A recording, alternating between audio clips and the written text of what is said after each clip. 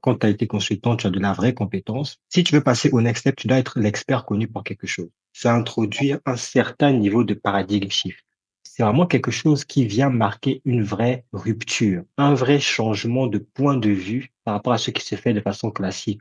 Et donc, parfois, c'est l'introduction d'un nouveau concept. Parfois, ça peut être en fait un réusage. Tu vas recycler quelque chose qui servait avant dans un domaine A et tu vas venir montrer son usage dans un domaine B.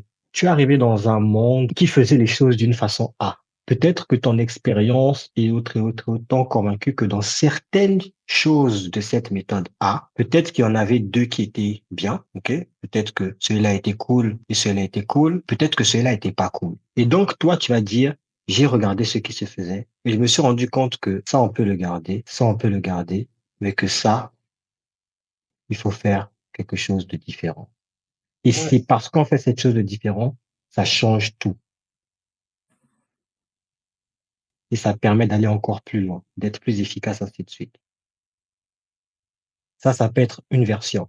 Ça peut aussi être, ah, c'est sympa. Ah, c'est génial. Tous les trois choses que fait ah, c'est génial. Pas de problème, on aime bien. Le problème, c'est que a été créé pour des entreprises de plus de 500 employés.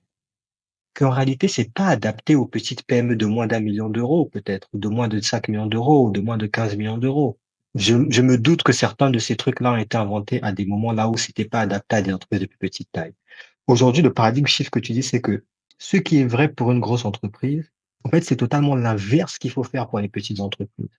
Au lieu d'avoir un consultant Lean Six pour la compta, un pour la tech, un pour le marketing, un pour bidule, un pour la logistique, un pour machin, faux.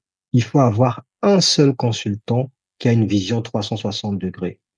Parce que c'est ça qui permet d'avoir des systèmes intégrés pour les entreprises de moins de 15 millions d'euros par an. Et c'est ça que tu promeux.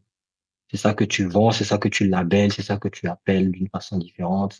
Et autour de ça, tu vas créer la bonne méthode. Quelle est la bonne méthode? La bonne méthode, c'est une brique A, une brique B, une brique C, une brique D. La bonne méthode, c'est une méthodologie en 3 points avec, comme je vous l'ai présenté souvent, avec 9 piliers. ouais, il y a une image qui vient, les images qui commencent à venir. Ouais. Voilà. Et chacun de ces piliers devient un chapitre du livre que tu écris. Exactement. Ouais, ouais. Parce qu'ensuite, tout ton travail sur LinkedIn, sur les réseaux, c'est de vendre ces 9 piliers, de vendre cette nouvelle méthodologie, de vendre cette nouvelle langue, ce nouveau point de vue. Ouais. Et ensuite, quand quelqu'un t'appelle pour en parler plus en détail, bah, tu vends le fait de leur faire des sessions stratégiques de 1 heure ou 2 heures pour leur apprendre ce nouveau mode de pensée et tu leur offres le plan stratégique à déployer pour pouvoir déployer ça. Mhm. Et si tu veux ensuite, si tu veux maintenant aller plus loin, c'est que tu vas monter des équipes entières qui vont pas être des équipes lean, mais qui vont être des équipes 360 EVA, tu vois. Donc, au Ouais. lieu de faire venir 5 ingénieurs lean, achetez-vous un ingénieur 360 EVA et tu as une académie pour coacher les gens comment créer voilà, comment déployer le modèle 360 EVA, tu vois. Ouais. Non, ça commence à me parler. Vraiment, c'est ça. Voilà. Ça débloque des choses. Vraiment. OK. Ça débloque. Bon. Ça débloque. Ben, en tout cas, commence à mûrir, à réfléchir.